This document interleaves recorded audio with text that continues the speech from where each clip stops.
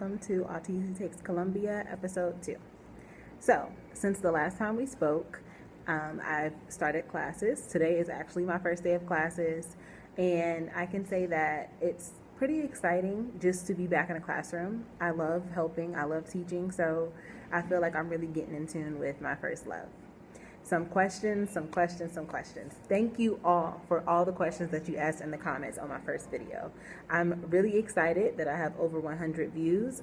This is my first time really trying to do something big on YouTube, so 100 may not be a lot to some people, but it's a lot to me. The questions that I wanted to address on this video were about the racial injustices and things in that nature, just because of everything that's going on in the United States.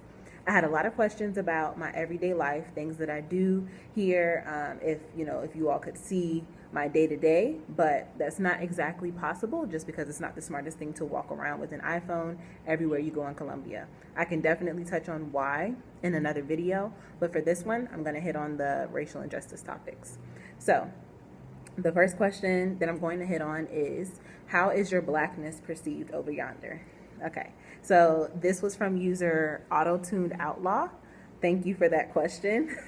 I have an idea who that is, but I don't want to say the wrong name if it's not that person, but no, thank you for that. My blackness is perceived as, I would say, something to kind of draw attention.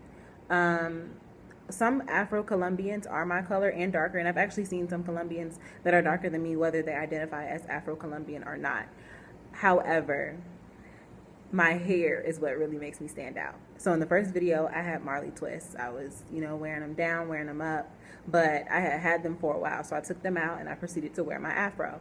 Now, for my natural queens out here, you already know you can't wear your afro every single day just because it's important to protect your hair, especially if you're sweating in it. If it's hot, you don't want to dry it out. And me, I have a little bit of color, so I really have to keep it protected.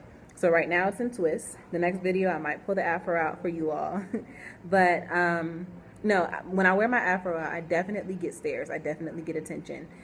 A lot of the women are like, oh, it's so cute. Can I touch it? And I haven't really been asked that question since I was around mostly white people that didn't know how to deal with my hair. So it was a little bit like, okay, it felt like Twilight Zone, like, am I back to elementary school when they're looking like, how do you get your hair like that? But at the same time, I know it's just pure curiosity. They're not trying to be offensive or anything. No one in their family wears their hair like me, so they're really just curious about it. I don't mind answering the questions about my hair. But I really do, they seem to like it because it's something different. One thing I can say though, I've been out with friends who are white, and the white friends definitely get a lot more attention. It's like they're the beautiful ones. No matter how they look, no matter what their facial features are, it's like, oh my gosh, you're pale, you're gorgeous. It's like, those times I do kind of feel like, okay, like, is it really, I don't really take it personally because I understand that it's literally just your skin thing. It has nothing to do with, oh, your nose is better than this person's. Like, it has nothing to do with those type of like specific features. It's really just like, you're pale, you're dark, I want the pale one. And, it really has to do with their perception of beauty. All across the world, we know that darker people are perceived as not as beautiful, and the standard of beauty is definitely with people that are white or lighter. So I understood that, and I understood that coming into this. So I'm not really offended when I see those people that are perceived as more beautiful or better, because at the end of the day, I love my melanin, and if you don't understand it, that's your loss. So overall, I do have a lot more questions that I would love to answer for you all, but we're going to save that for the next video. And thank you for tuning in.